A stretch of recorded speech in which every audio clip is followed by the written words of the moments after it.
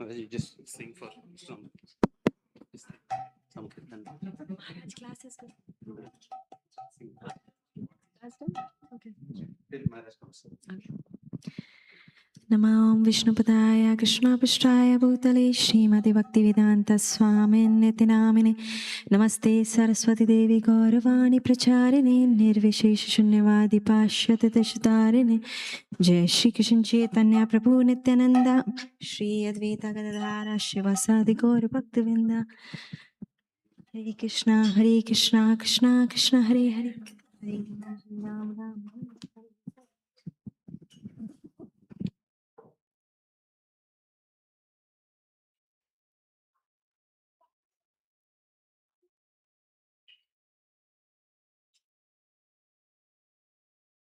Not sure what to do, huh? You want to hear some? Yeah. How much sound?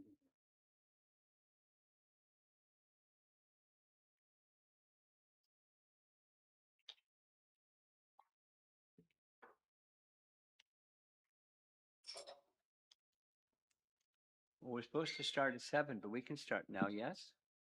Should I start now or wait? Huh? Yes. Start, okay. Okay, go ahead. Hare Krishna.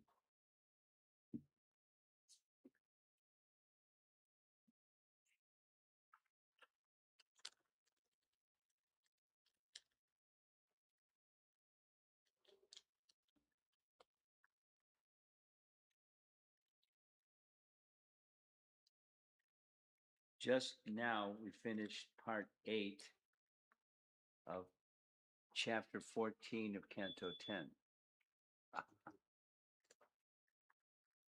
We've been going at this for like 2 months. Chapter 12, killing of Aghasura. Chapter 13, Brahma Vimoha Lila. Chapter 14, Brahma's prayers. And the conclusion of Brahma's prayers is very elevated. It's very elevated.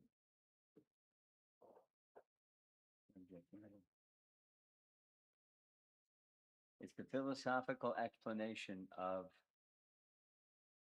seeing Krishna everywhere. You know, there's the principle by prema, and then what's the philosophy that goes along with the prema? That's the concluding section of chapter 14. Very elevated.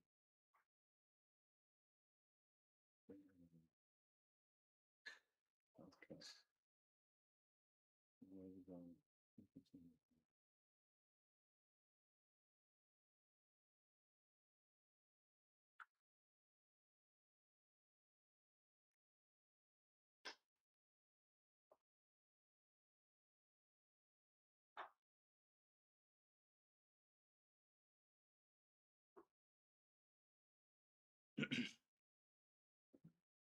Yesterday evening,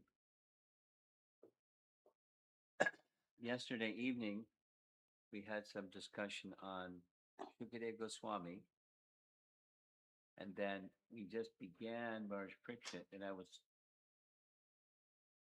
a little bit disappointed with everything, because there's a more elaborate and very, very beautifully illustrated narration about the life of Maharaj Parikshit. So for those of you, anybody wasn't with us yesterday? A few of you, okay.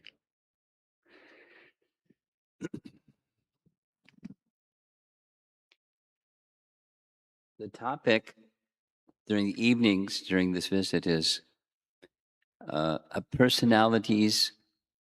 outstanding personalities from Canto 1 Srimad Bhagavatam, highlighting them one by one. Of course, for 3 evenings, you can't do too much. But yesterday, Shukadeva Goswami, the one who spoke Srimad Bhagavatam, Canto 1, and the whole rest, and then Maharaj Parikshit. So because I wasn't satisfied. We only got to part 1 of the 4 parts. This is a rerun from yesterday. And then we'll continue. But yeah, I think you'll like it because the explanations and the graphics are fantastic. Nama Om Vishnupadaya Krishna Prestaya Bhutale Shrimate Bhaktivedanta Swamin Iti Namine Namaste Saraswate Deve Gauravani Prachadine Nirvishesha Sunyavade Paschachade Satadine Jaya Sri Krishna Chaitanya Prabhu Nityananda Shri Advaita Gadadhar Srivasadi Gaura Bhaktavrinda Hare Krishna Krishna Krishna Hare Hare Hare Rama Rama Rama Hare Hare. A very simple graphic in the lower left corner, that's Maharaj Parikshit kneeling. Of course, yesterday, Shukadeva Goswami was over on the right side, and his complexion of Shukadeva Goswami is darkish, not the same as Shama, but darkish in complexion. And Maharaj Parikshit is the grandson of the Pandavas. Let's hear a little bit about how he got his name, Maharaj Parikshit. Parikshit means the examiner. Remember that? Yeah. So this is review. So when Maharaj Parikshit, was still within the womb of his mother Uttara, Uttara saw that Ashvatthama, a Brahmana, wanted to kill the child he wanted to kill the remaining descendants of the Pandavas. He thought that would be a nice service. Kill all the descendants in the family line. And the only one that was remaining, because he had killed the other ones, the only one remaining was the unborn child. So he, Ashvatthama, being a Brahmana, he knew how to use weapons of the Brahmastra category. Astra means weapon. And the Brahmastra weapon is an invincible weapon. Once it's released, nothing can check it except Krishna can check it. So she, the mother, saw the Brahmastra coming her way. And she immediately offered prayers. We'll hear her prayer. And Krishna reciprocated. Immediately, Krishna came in between the Brahmastra, in between the Brahmastra and himself, and Krishna checked the Brahmastra. So Maharaj Parikshit, he saw Krishna. While he was still in the womb, before he was even born, he saw Krishna. And thereafter, he was always looking for Krishna. Where is Krishna? Where is Krishna? He was very Krishna conscious. Wanted to see Krishna. Therefore, Parikshit, the examiner, is Krishna here? Is Krishna there? So here's a verse from Canto 1, chapter 12. Because he constantly contemplated the Lord whom he had seen in the womb and searched for him among all men, he was famous as Parikshit, or the examiner, in this world. There's the verse from Canto 1, chapter 12. This is review.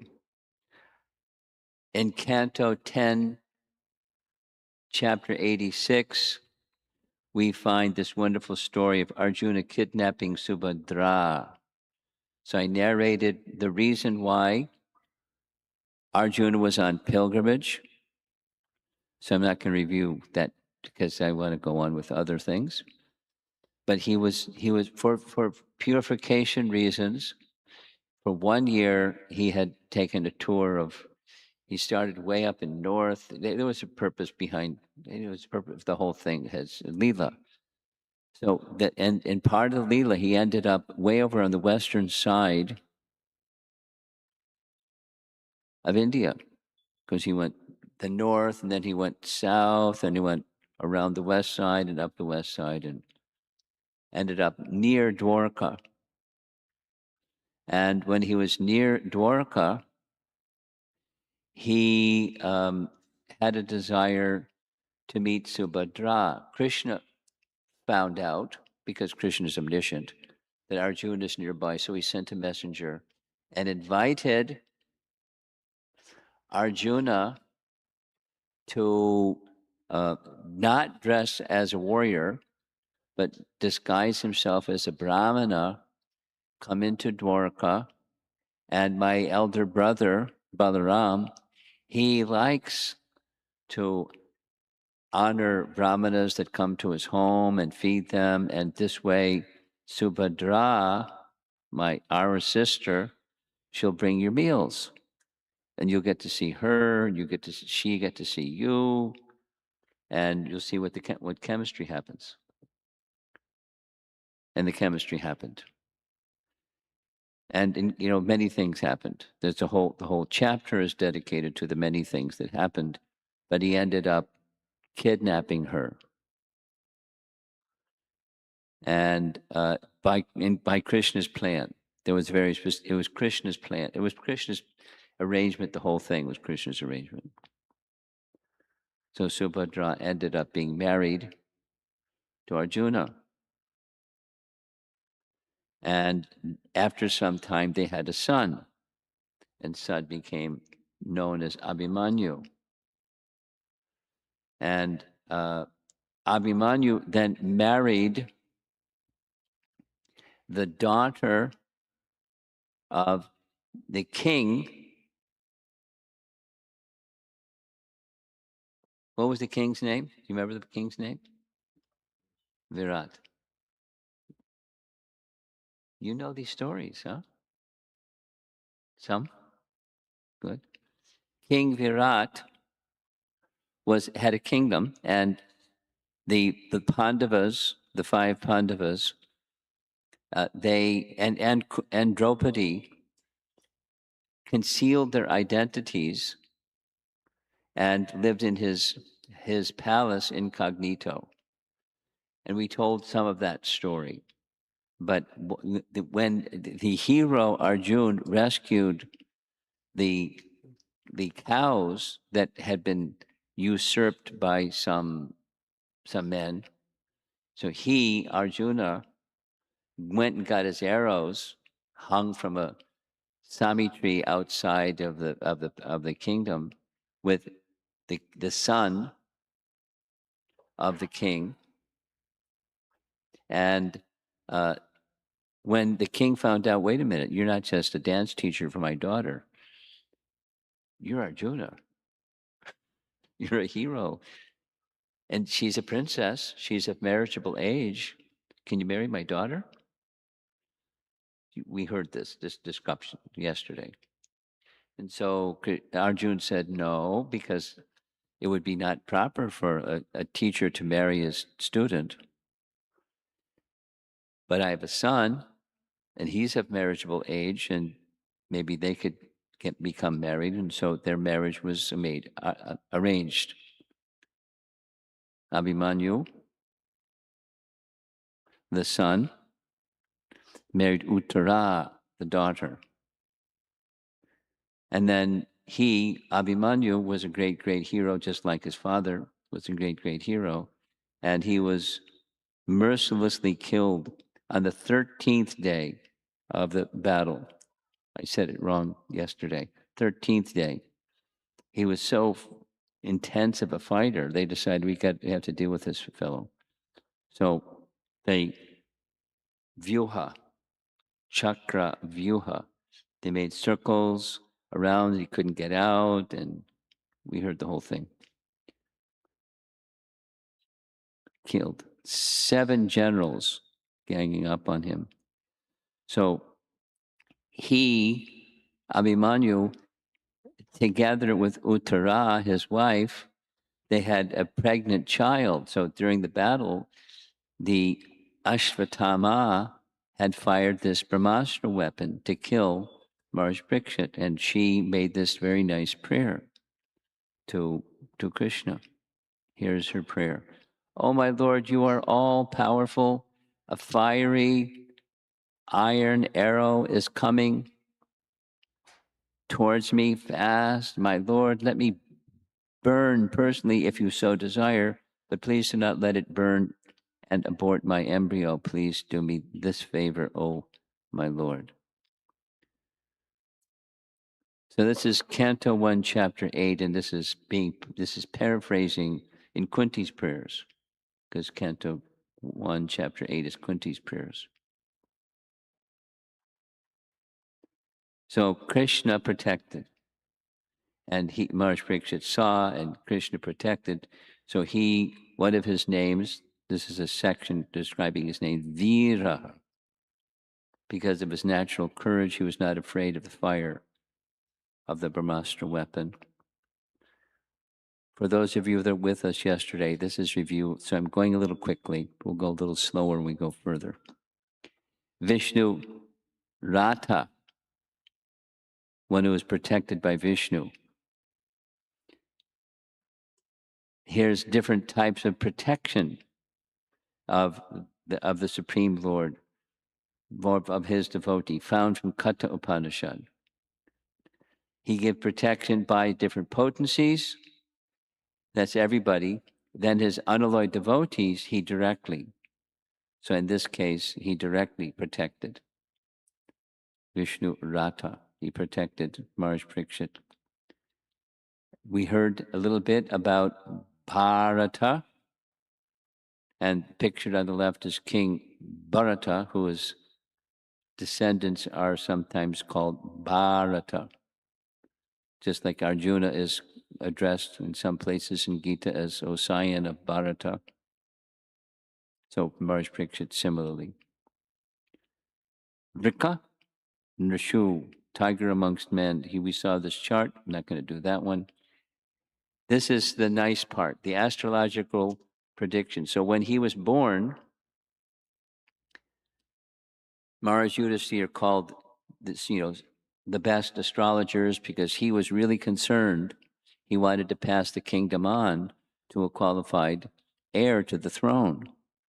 And so the astrologers came, and this is what the astrologers, along with the big festival, and what is the sun going to be like. So this is where the graphics change a little bit. Will he be a saintly king? Will he be as pious as his very name? Will he be as famous and glorified in his achievements as others who appeared in this great royal family? So here's the reply. So Canto 1, Chapter 12. Nama Vishnu Rata, right directly in the verse. This shall be well known as in the world as one who is protected by the personality of Godhead, Vishnu Rata. O most fortunate one, there's no doubt that his child will be first-class devotee and will be qualified with all good qualities. And then he starts listing some of his, the astrologers start listing some of his good qualities. Here's some of them. O son of Pritha. So the astrologers are addressing Yudhisthira. This child shall be exactly like King Ikshvaku, son of Manu, in maintaining all those who are born. We're going to give some illustrations. As for the Brahminical principles, especially being true to his promise, he shall be exactly like Rama, the personality of Godhead, the son of Maharaj Dasarath. So very strong. So here's the text, chapter 12, text 19. He'll be maintaining of the praja. We saw a very similar illustration the other day, There's Maharaj Parikshit with his sword raised, and he's going to chop the personality of Kali, who is breaking the legs of the bull. And the personality of Kali, as he was about to be killed, he took shelter of the king, saying, protect me, I take shelter of you, don't kill me. So he didn't kill him, but you give me a place to live. If I'm going to continue to live, where shall I live? You can live where these sinful activities are going on. There's no sinful activities in your kingdom. So, as a protector of the praja, he wasn't just protecting people, he was protecting anyone. In this case, a bull. Here, did we see this chart yesterday? Yes? No? Okay. In the upper left, Lord Rama, how he's being compared to Ramachandra. Lord Rama accepted exile in the forest for 14 years by the order of his father. Maharaj Parikshit accepted the curse of the immature boy as the will of the Supreme Father, Krishna, although he was competent to nullify the curse. So he's being likened to Lord Ramachandra. And then down below, with the Supreme Lord vanquished the demons and made the planet free from demoniac terrorism during his exile. Similarly, Maharaj Parikshit utilized his curse to vanquish the suffering of anyone by facilitating the advent of Srimad Bhagavatam.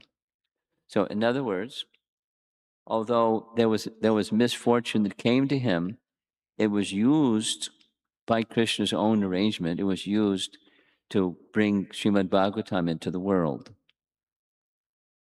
The Lord's plan.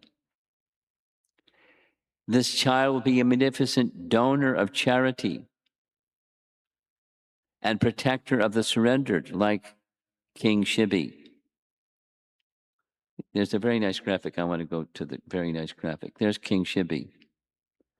And the difference of narration is the bird that's on his left hand, it's a pigeon, at least according to this Mahabharata representation, and then a hawk had come to eat the pigeon or eagle.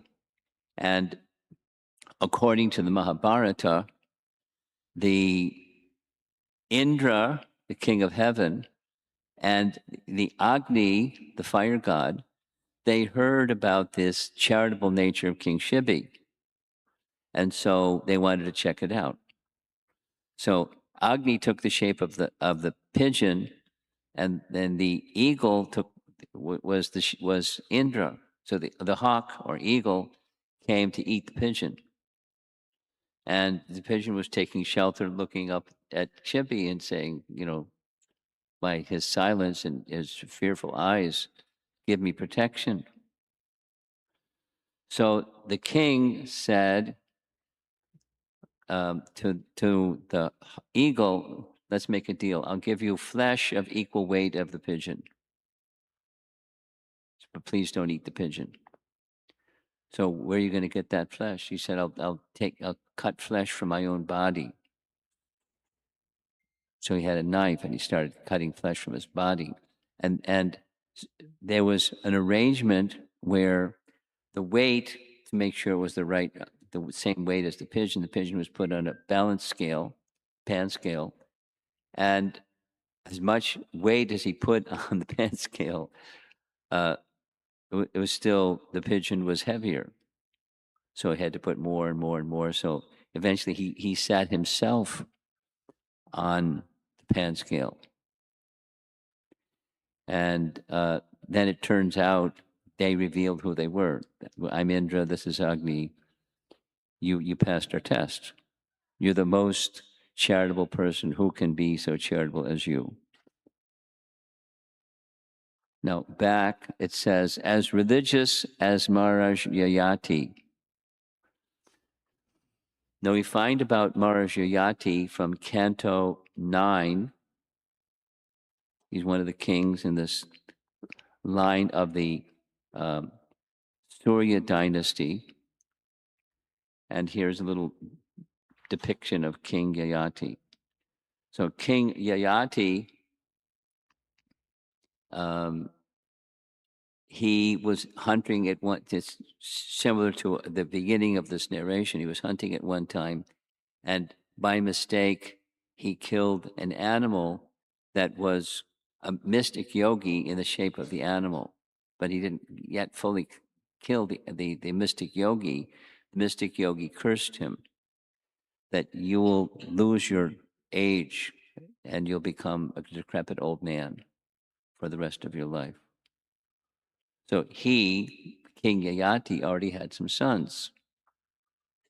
So Yayati, requested the sage that uttered this curse what to do. Is there some way to get mitigation? He said, yes. You can trade your youth, your old age for someone who's young. So he asked his sons, and the son said, no.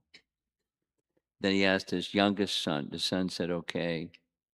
So he now, because the Yati, had material desires. And he ruled very virtuously, but at the end, he gave up his material desires and he changed back with his son, gave his old age, accepted the old age and gave his youth back to his son. And in the conclusion of his life, this is chapter 19 of Canto 9, because of his self-realization, he was able to fix his mind upon Vasudeva.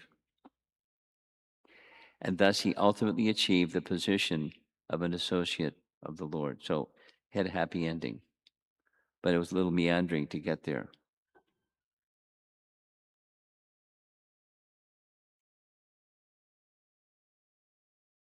A talkative child. And then there's another example that's given, and I'm going to go back here. He will expand the name and fame of his family like Bharata, the son of Maharaj Dushyanta and Shakuntala. Again, this is another 9th canto story, and it's very meandering. But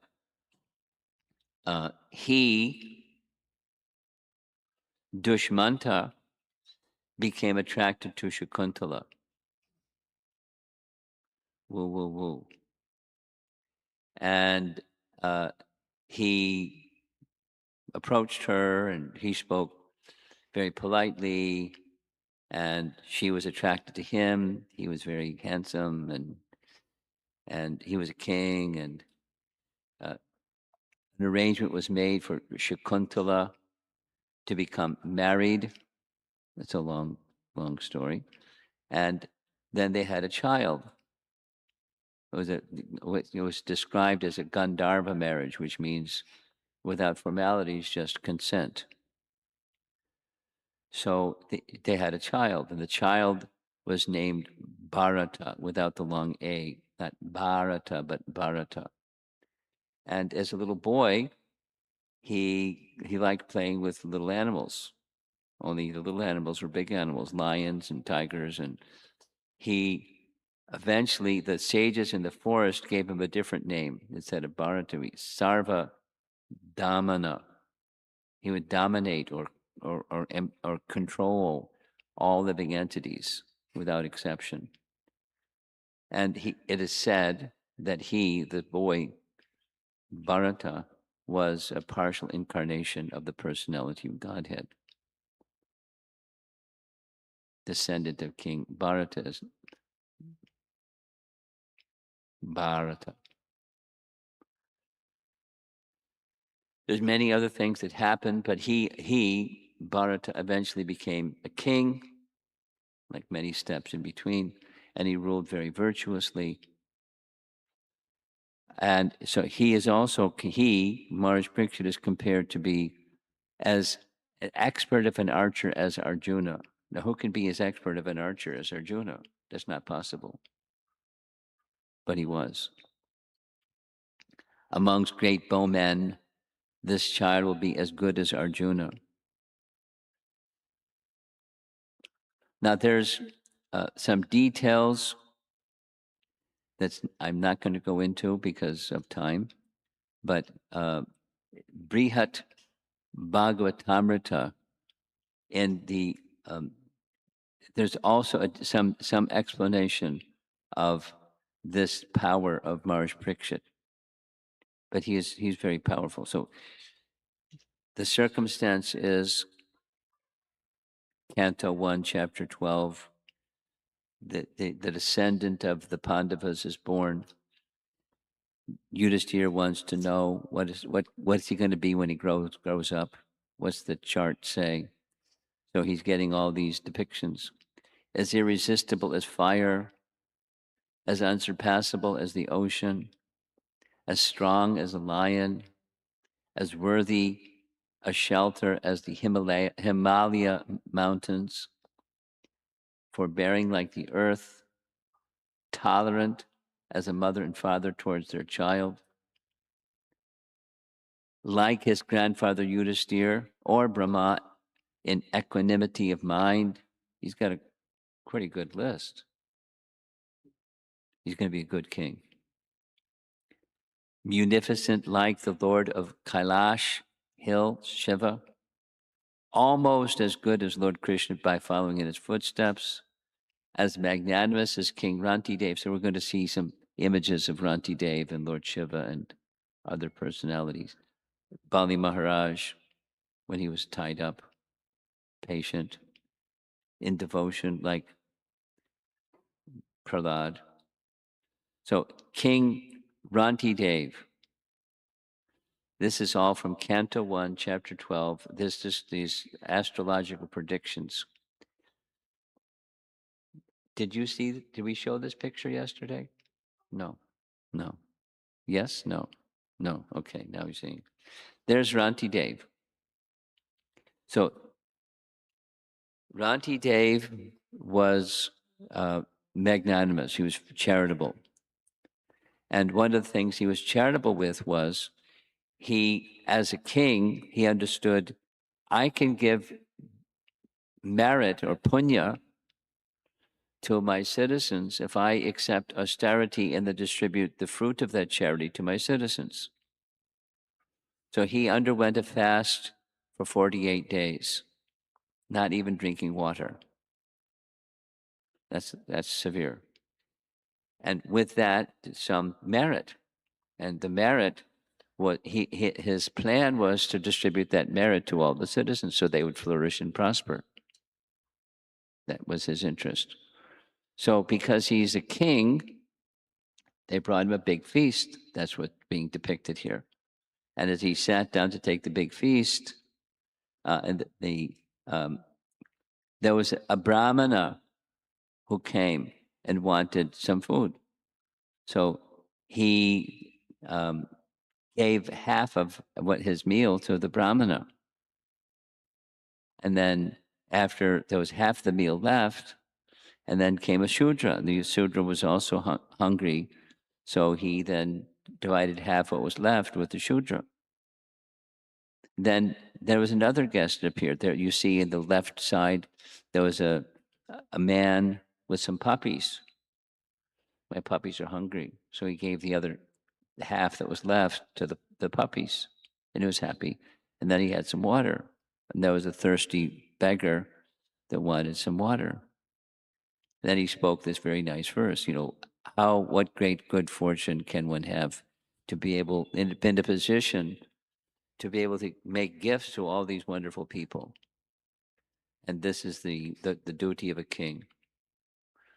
So with that, as you see in the upper part of the painting, Lord Shiva and Lord Brahma revealed we were actually those persons that came and asked these items from you. You wanted to check your magnanimity, and you get a straight A in your exam.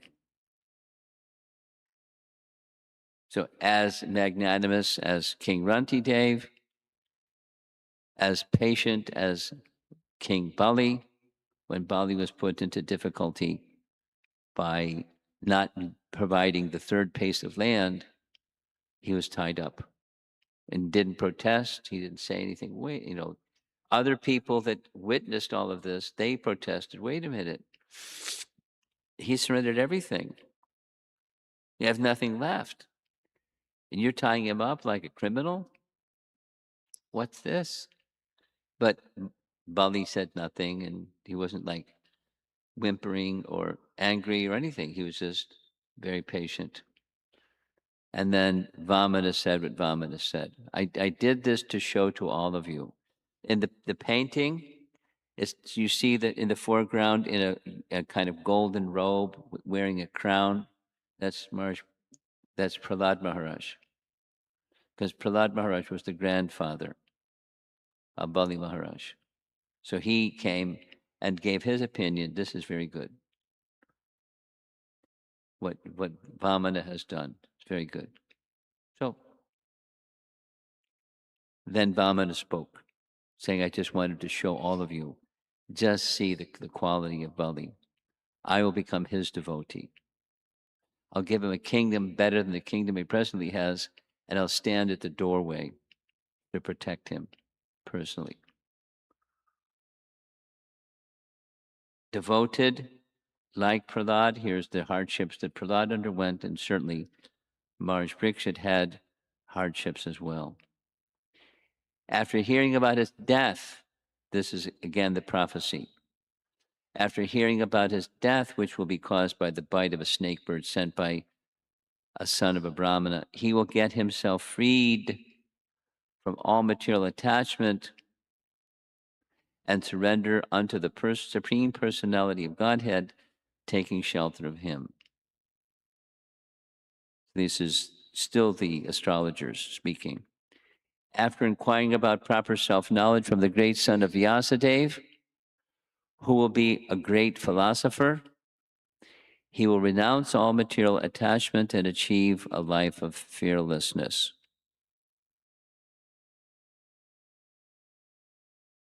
We saw this. From childhood, according to Jiva and Goswami and Vishwanath, he would conduct Krishna pastimes with his classmates or his friends. And Sridhar Swami says he worshipped a family deity of Krishna in his childhood.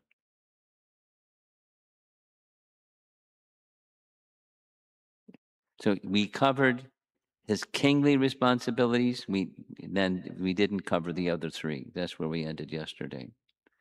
So his kingly responsibilities. Maharaj Parikshit conquered all parts of the earth planet. Here it names some of the places. And exacted tributes from their respective rulers. Now, what does he do with all that taxes or tributes? It goes to the citizens. He protected, there's another of the same paintings. He's with a sword raised, ready to chop the personality of Kali, who is breaking the legs of the bull, pictured over on the right-hand side. He's the protector of everyone. And he acted at least to intervene, because just after Krishna's departure, it's now Kali Yuga. And so he diminished the influence of the personality of Kali in this way.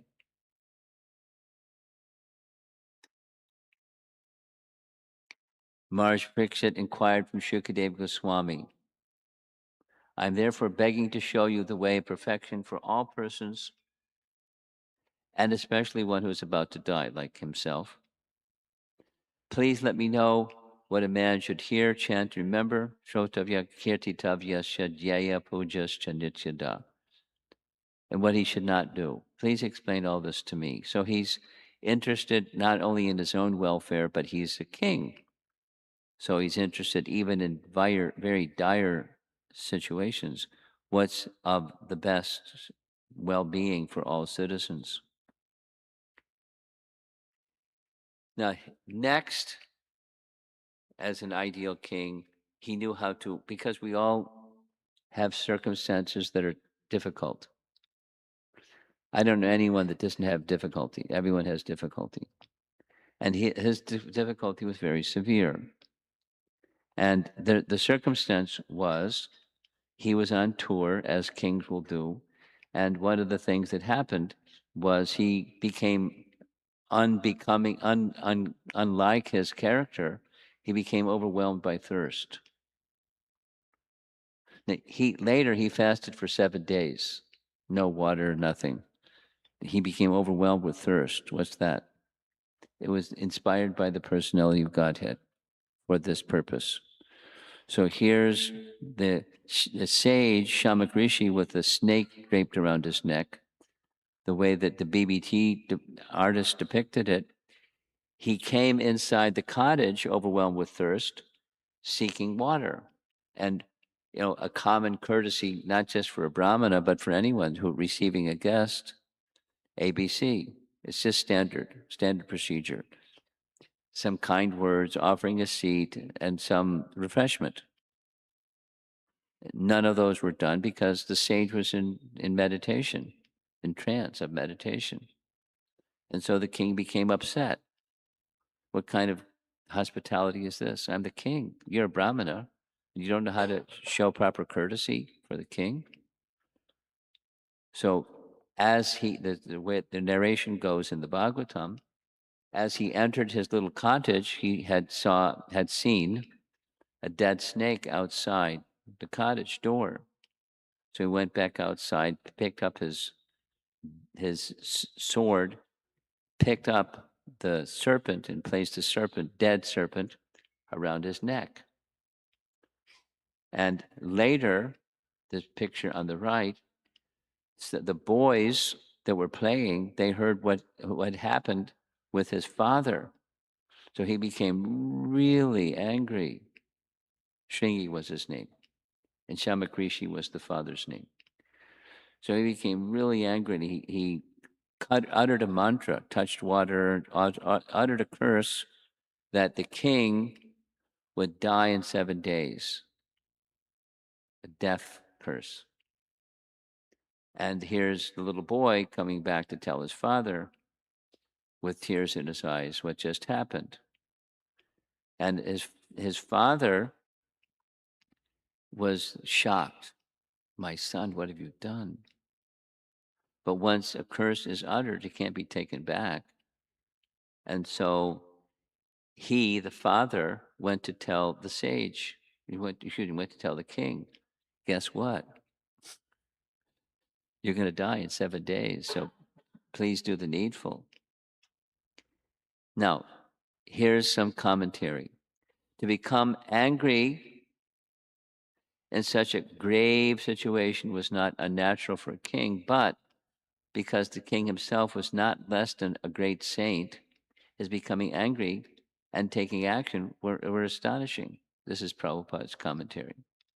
So it must be accepted that it was ordained by the supreme will of the Lord, Krishna's plan.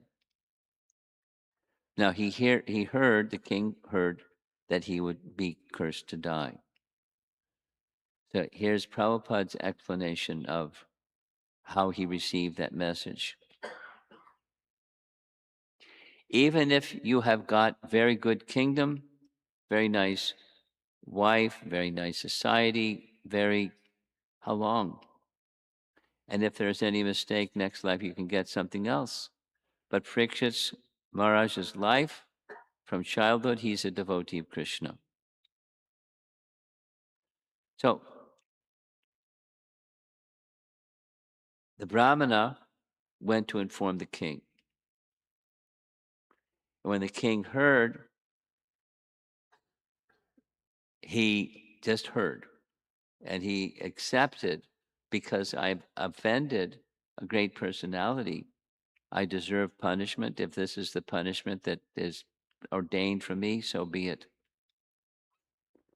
He just accepted that. That is to say, this characteristic of detachment.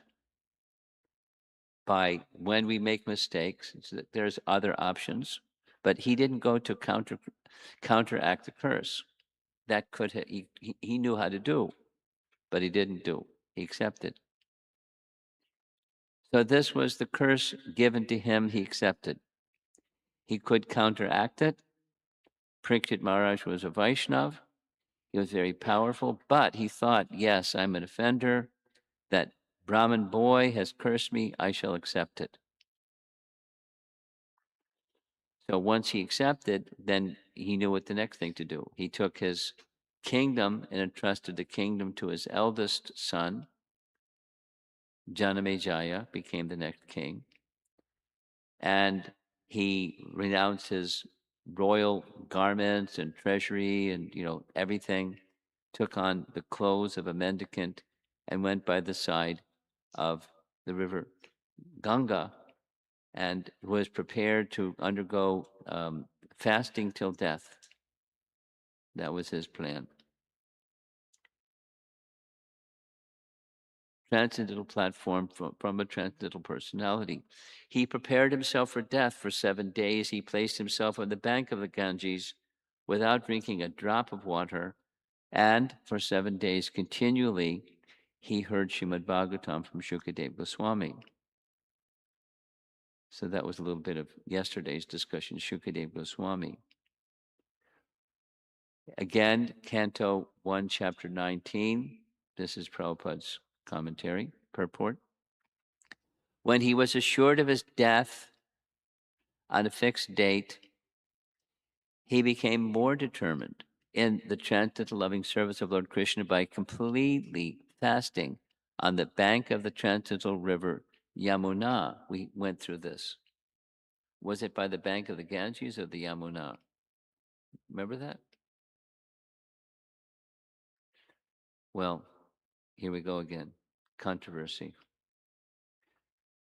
This is taken, this particular sentence, next to Kurukshetra, in the northern part of the adjoining forest is Shukratal along the Ganga.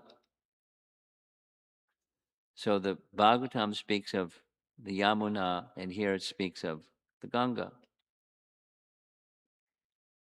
Srila Jiva Goswami has commented on the next verse that the king took shelter on the bank of the Yamuna appears to be more accurate because of the geographical situation. Maharaj Parikshit resided in his capital, Hastinapur, and the river Yamuna flows past the city.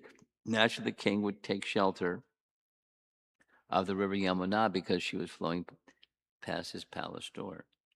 Okay, controversy.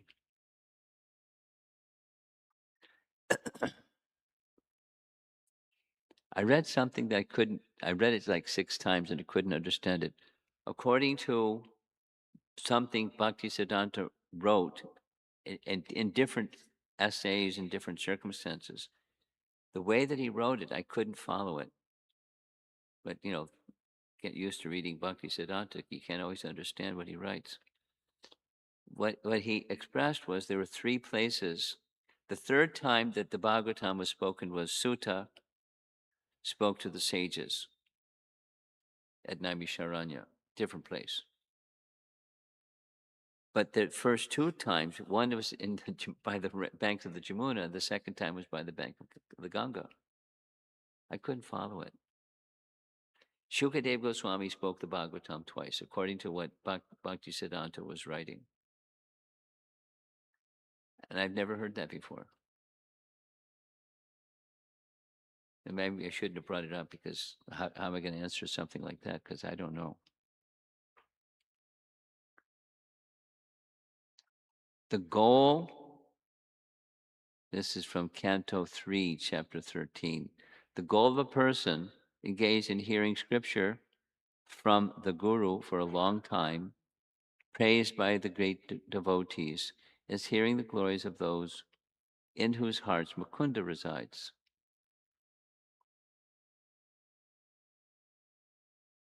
Canto 3, Chapter 13.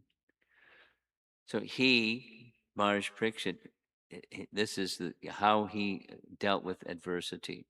At least one very, very big circumstance is he just accepted.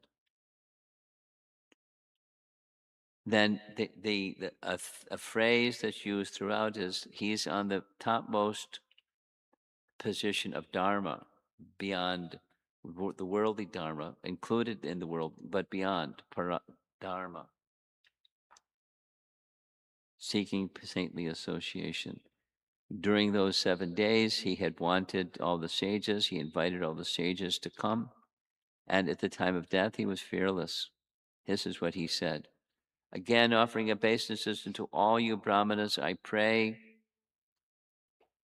that if I should again take my birth in the material world, I will have complete attachment to the unlimited Lord Krishna, 1, association with his devotees, 2, and friendly relations with all living beings.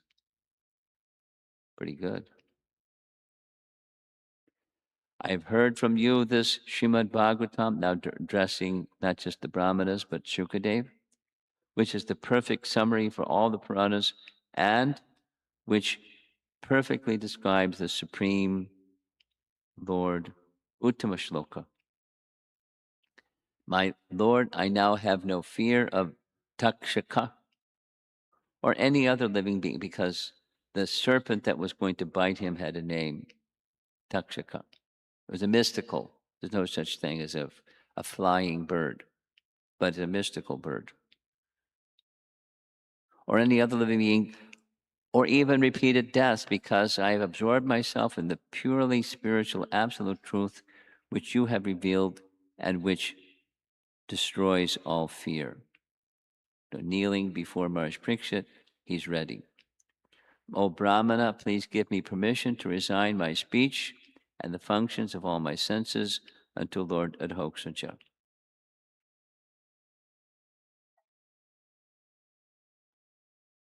Powerful. So what happened while this little conversation was going on, Takshaka was approaching. And as Takshaka was approaching, he was disguised as a Brahmana. And as he was walking towards where the king was, he ran into or bumped into another sage named Kashyapa Muni. And he asked Kashyapa Muni, the Takshaka is in the guise of a Brahmana, and asked Kashyapa Muni, are you going to the same place as I am? Are you going to where Maharaj Parikshit is going to meet his death? He said, yes. As a matter of fact, I'm carrying with me some herbs and some mantras, and I have the power of withdrawing any poison or any the antidote through mantra and herbs. Really? How capable are you? He wanted to test him. So here's a little cartoon depicting on the upper left is Takshaka and the blackish figure, and then the sage Kashyapa Muni. So Takshaka formed the feature of a serpent, and he just bit a tree. And when he bit the tree, the poison was so virulent that instantly the tree burst into flames and evaporated. The tree was dead.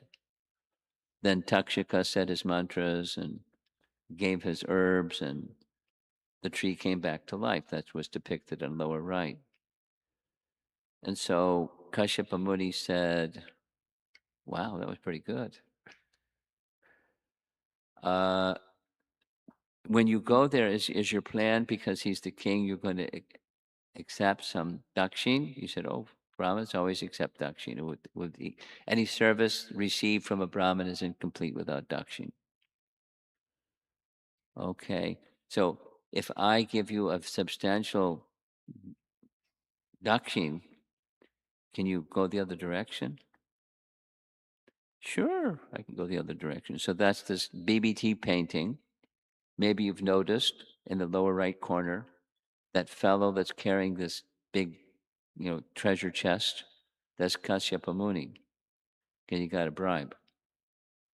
And then Takshaka transformed himself again into the serpent, and then he attacked the king, and instantly the king burst into flames.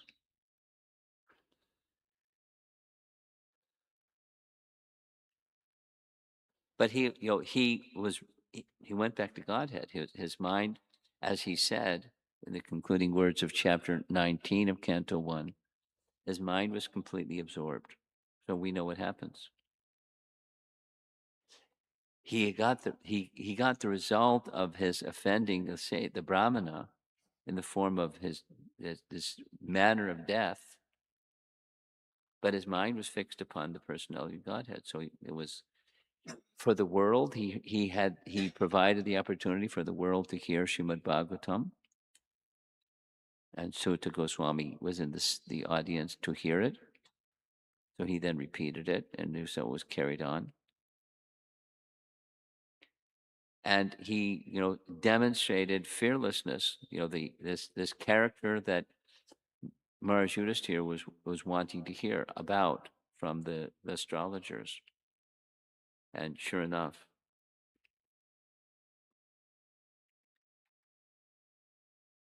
so that's this evening's presentation on Maharaj Parikshit. And we have one more evening. Yes?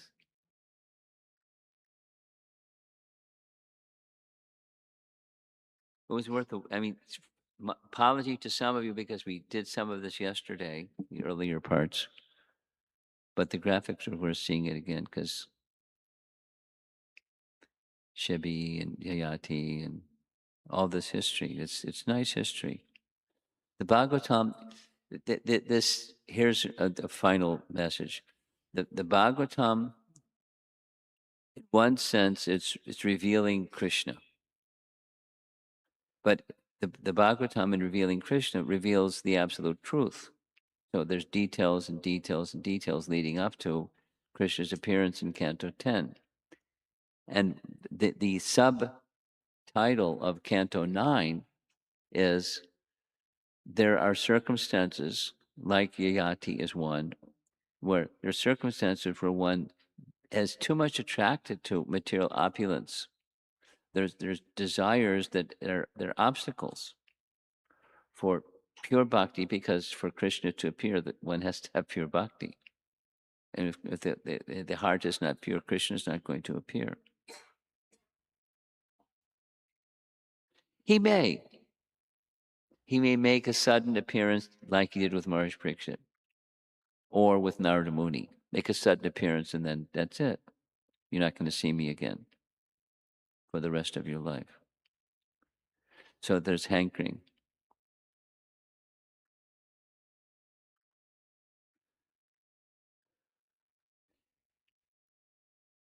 I want to end with a different story. This is not on topic. It's a different story, but it's on the topic of Krishna can appear if he so desires. One time, we were on a visit to Vrindavan, a yatra, and a group of us, our whole group was with Dinabandhu. How many here know who's Dinabandhu? Many of you know. In your lifetime, please meet Dinabandhu. He's a wonderful Vaishnava. He's as a Brajbasi in his blood, but by his citizenship, I don't think he's Indian. I think he's American. And he loved Vrindavan. He loved Vrindavan. He loved Vrindavan. He rarely leaves Vrindavan. Sometimes he leaves Vrindavan. He came a couple summers ago to travel in America. Did he come here? Oh, so you know who he is from that. Very amazing person. Very, very funny, and so many descriptions. So he took us to a place that I had never been before. It's like a Dinabandhu special. And there's a nice platform where he and I could sit. And then there's, a big area and a humongous banyan tree. And he described this as one of the places where Krishna and Balaram would come. And he did the Dinabandhu. He took us we were there in Vrindavan, but by his kata, at any moment, the cowherd boys and Krishna could just show up. It was that kind of mood. And he described that sometimes on the others, the river Jamuna is not so far away. The banyan, the limb of the banyan tree reached all the way across the river Jamuna, and the cowherd boys would walk across the branch and come to that side of the river Jamuna and herd the calves. And it's like, just by his words, he carries you to ecstasy. One of the devotees, then we had a break. There was kirtan and japa. He just wanted us to immerse ourselves in the mood of the place. So one of the devotees went on a japa walk and came back and privately said, Krishna and the cowherd boys were there. This is just, because of Krishna, that the eternal pastimes of Krishna are withdrawn, they become aprakat instead of manifest. But the pastimes of Krishna are eternally going on in Vrindavan. And some devotees have this very special privilege that Krishna, whether not fully matured in their bhakti, but Krishna may encourage them and reveal something. In this case, this devotee, hearing Krishna's flute and looking in the direction and seeing all the cowherd boys, and I don't know how long that vision lasted, and then poof, they just disappeared.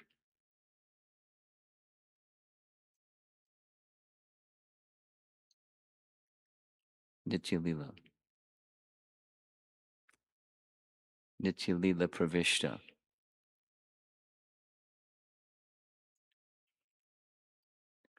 Okay. Maharaj Parikshit.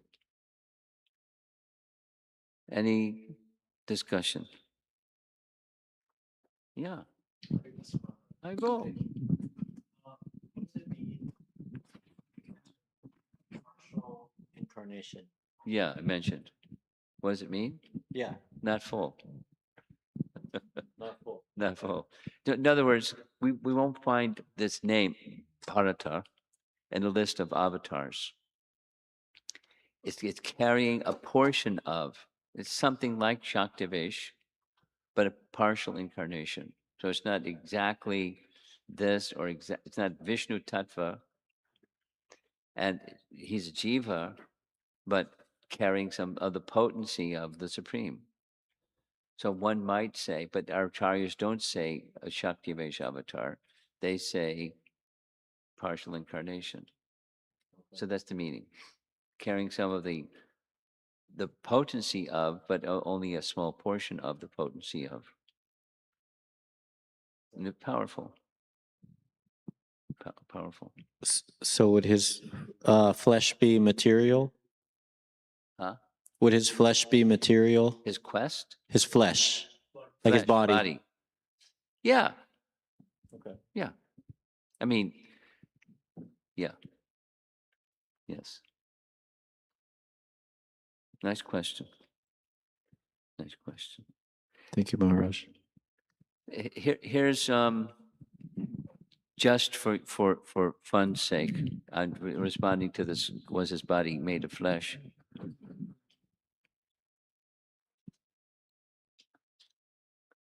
In Bhaktisiddhanta's letters, he would sometimes give answers to specific questions. In one letter he wrote, it's in a book that has his letters published. You ask what is my spiritual form? And the answer he gave was very surprising. The answer he gave was that the pure devotees of the Lord, he didn't say him, he said the pure devotees of the Lord, their forms are their spiritual forms. In their pastimes of this world, and they have gopi forms in Goloka Vrindavan, but their Boma form is what it is, and that's a spiritual form. That was his answer. I never heard that one before. It's a boomerang answer. No, what does that mean? I don't know what it means. But it's a little bit, responsive to your question. Was his body material? Material, but not the same kind of material as yours and mine. Someone else. Yes. Hare Krishna Maharaj, thank you for the wonderful class. I was just curious about one part of the place where Yudhishthir Maharaj was concerned about the well-being of the citizens, which is why he wanted to know. The sound system is not helping me to hear. Oh, Can you do without the speaker? I can. Yeah, thank Yeah. you. So I was just curious about the part where Yudhishthir Maharaj was concerned about the well-being of the citizens. Yes, yes. And he wanted to know, is Parikshit Maharaj going to be like the suitable person? Yes, yes. But there was also a place where when Yudhishthir Maharaj heard that Krishna had left, Yeah, they immediately wanted to leave as well. yes. And Parikshit Maharaj, I believe, is not grown up yet or not situated yet That's right. to take up the throne. No, he transferred the kingdom and then moved on. Correct, but he's not situated. Yes, he was situated. Oh, He had become the king. oh, He didn't leave, say Haribol. yeah. He entrusted the kingdom to him and then left. Yeah, I mean, but Parikshit Maharaj might be a small boy. No. No, okay. No. Okay. Huh? They ruled for a long time after. Yeah. Yeah. Okay. Yeah.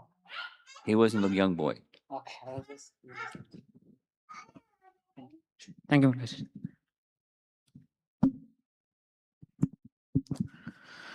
Hare Krishna Guru Maharaj. Thank you for the wonderful class. I've just written something down.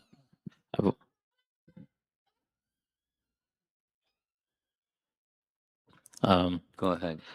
So it's maybe a little longer question, but I'll try to be as clear as possible. So Maharaj Parikshit embodied like all the virtues of ideal ruler, right? As narrated by you, like humility, compassion, and all that. Yet, despite this astrological confirmed qualities, he still committed an offense toward a sage. But you heard the answer why and how, Yes. how and why. Yes, Induced by when Yogamaya wants something to happen, you don't say no. Yes, yeah. Yeah. So my question is, so what exactly does this reveal about the nature of our conditioned mind? But his wasn't a conditioned mind. Please be careful with your question. Our conditioned mind is conditioned. Mm-hmm. His mind is not conditioned. He's a pure devotee. He didn't have a conditioned mind. I see. All these elevated qualities, they weren't just decorations. They're exhibitions of his character. Okay. From the get-go, from still within the womb. So right. This misconduct, the offense, was induced. Right. Not the conditioned mind kind that we might do. So what can we learn from this incident for our own sadhana?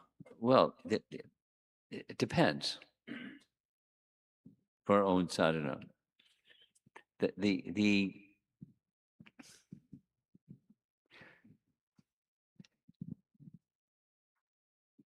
The stage of spiritual perfection looks like this. That's one of the exhibitions of the stage of spiritual perfection, but there's characters. So a target for us in sadhana, what's the target? The target for us in sadhana is pure devotion. And pure devotion, if you're a Kshatriya, it may take some of these characteristics. If you're an ideal Kshatriya. So sadhana has a sadhya. In simple terms, because it's easier to understand, and best to understand things in simple terms, Prabhupada did not encourage us to strive to become, perfect Kshatriyas with these characteristics that he's exhibiting. This is the characteristics of a king. So your question is, what's the lesson for our sadhana? That's your question. The stage of perfection is it's not simply destiny because he'll become the stars say he'll be like this and like that and the other thing, but it's for our sadhana, whatever our astrological forecast may be, stage of perfection, the door is open. And if you or any person wants to become or is to become a great ruler, then here's some of the characteristics. But for the rest of us, for the sake of our sadhana, honor the great personalities. And that's what we do to enhance our sadhana. Here's a great personality. In these ways, we just look up and honor the great personality as along with doing our sadhana. Let me just share, for example, in sadhana, in preparation for this class, and from yesterday evening's class, during part of this morning's japa, and then the practices that I was doing during the day, I was meditating on these qualities, and it's purifying because he's like Krishna, as an ideal follower of Krishna. So meditating on for our sadhana purposes, meditating one who is totally attached to Krishna, that's sadhana. Honoring a devotee that's like that, and it's part of the life of our devotional practice, immersing ourselves in topics of Srimad Bhagavatam. It may be about this or that or the other or the other or the other. It doesn't have to be Krishna and Vrindavan. It can be whatever. And even those that fall short because they're attached to something. The whole of the Bhagavatam is for that same purpose. It's part of our sadhana. It's just the hearing of these personalities and the Lord Himself doing what He does.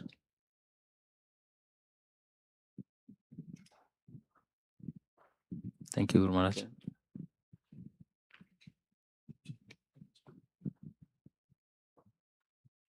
Anyone else? Wow, letting me off the hook.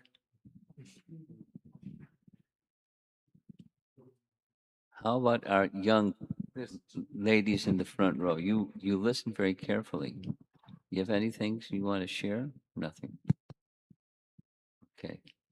Well, I'll compliment you. You pretty attentive listeners. Well done. Yay.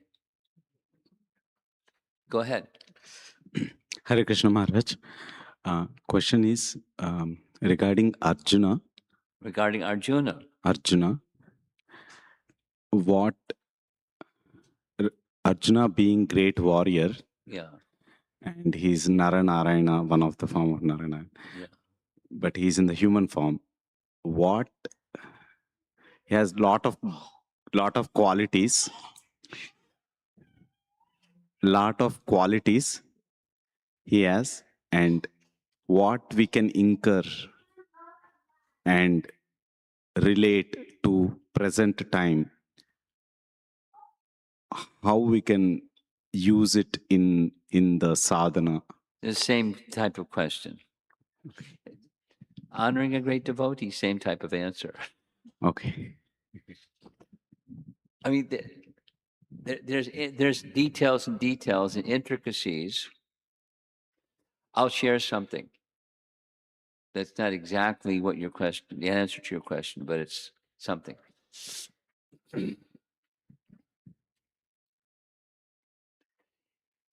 In our visit to Haridwar, and then retelling that visit to Haridwar during the Thanksgiving weekend, one whole section was dedicated to Narayan. because that's where they are, that the Himalayas and Badrik Ashram, and this and that and the other. So they, Narayan, yes, manifestation of Krishna and Arjuna, and there are many, many, many. According to Acharya's descriptions, when Krishna and Arjuna appear, they have many different features and forms and names, not just Narayan and Krishna and Arjuna. And how does that happen? It's not like there's a soul.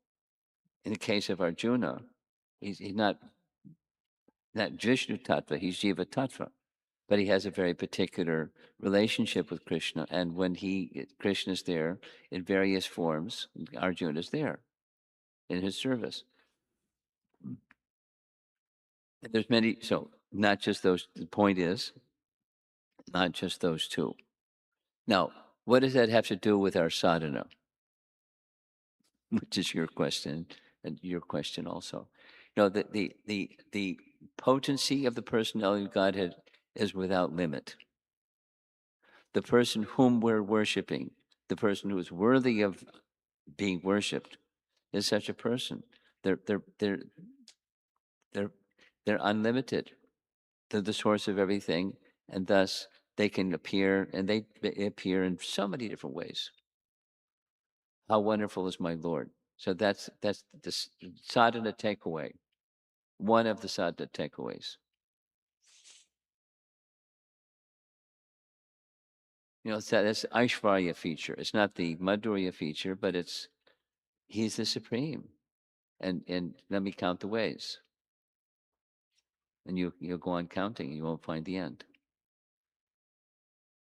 And it's inspiration.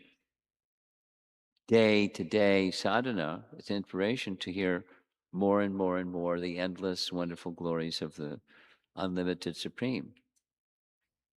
And the Bhagavatam is filled. And then there's other literatures that augment the Bhagavatam, like writings of Rupa Goswami and so forth.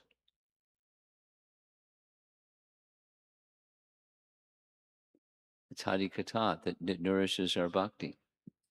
You want to add something back there? Thank you, Maharaj. Hare Krishna Maharaj. Thank you for the wonderful class. Maharaj, I had a unrelated question. Unrelated. Uh-oh, I don't like unrelated questions. I don't want to go there. I have a rule. Another time. Okay. The reason, Maharaj. there's a reason. It's a Prabhupada reason. The reason is, I heard not always, but enough times, 4 or 5 times, Prabhupada would ask, when somebody raised an off-topic question, he'd ask, what is it? Could you describe what that has any relationship with the topic? We just spent 45 minutes discussing something. Is there some relation? And the answer was no. Then Prabhupada said, please don't ask such questions because it diffuses the 45 minutes worth of absorption in a certain topic, in a certain direction. Ask it another time. Thank you, Maharaj. Sorry. But there's a reason. Guru Maharaj, there is an online question. An online question. Yeah, it's by Archie Mataji. So she's saying, Hare Krishna Guru Maharaj. Parikshit Maharaj was the barrier for Kali to reign the world. Then why? For what? Parikshit Maharaj was the barrier for Kali to reign the world. Cream? Reign, like to rule. Rule. Right. Oh, reign, okay. Yeah. Then why Parikshit Maharaj was destined to depart so early? Well, why? Krishna's plan. He wanted to come back to Godhead and hear Srimad Bhagavatam and Haribol. And in the last line she's saying, and maybe I don't know, it's just a question mark at the end, but she's saying, Is it for making path clear for Kali to rule? No. Why he didn't kill the person of Kali is because Maharaj Parikshit understood, being a learned Vaishnava, that this is the age of Kali, and this is the personality of Kali. So I can't kill him because it's Krishna's plan that there's going to be an age of Kali, and he's the guy. So he didn't kill him. He could have. He didn't. He would interfere with Krishna's plan. I can't take this screaming. I'm sorry. So let's end. To the Prabhupada ki jai.